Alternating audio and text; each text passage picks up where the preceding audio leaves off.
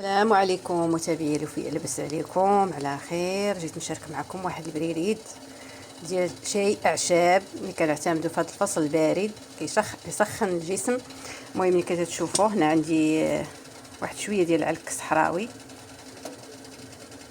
او الصمغ العربي، اللي ما كيعرفوش سميتو الصمغ العربي او العلك الصحراوي مطحون. هنايا اعشاب مختلفه عندي كاين ريحان، كاين فليو، كاين زعتر، كاينه مورينغا، كاينه مرسيطه، كاين ريحان، بابونج. هنايا واحد العريق ديال الخدنجال. كتعرفوا خدنجال زوين في هذا البرد هذا، وهاد نزلات البرد. شويه سكينجبير، شويه الخرقو. وهنا البريري ديالي هو هذا. غادي ندير فيه هاد الاعشاب ديالي، راهما مغسولين قبل التجفيف. يعني انا كنغسل كلشي قبل ما نجفف، يعني الاعشاب ماشي كيكون مغسول نقي. ثم كديروا هاد التوابل هادو.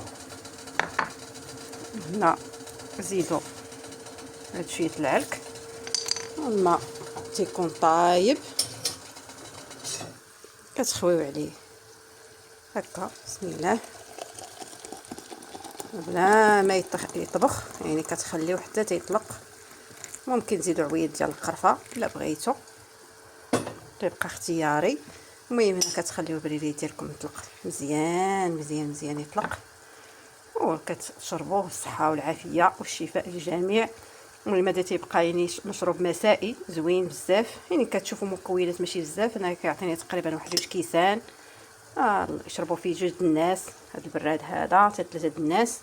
الله يجعل البركه، كيسخن الجسم، يعني تيقوي المناعه في هاد نزلات البرد. يعني زوين بزاف هذا المشروب هذا. وفي الليل يعني تيكون في الليل مزيان كاع بزاف في الليل، لانه كيسخن وكينعس مزيان وكيرخي بالصحه والعافيه. نرجعوا بعد ما يطلق ليا مزيان عاد نرجعوا.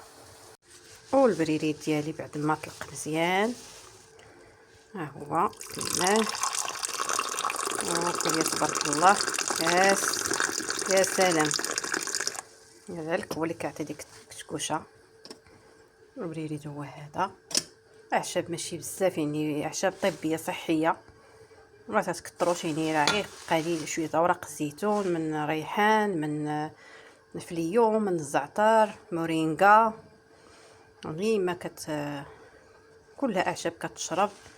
السلميه، برد الدوش، الويزه، يعني كلهم اعشاب زوينه كتشرب بدون اي مشكل.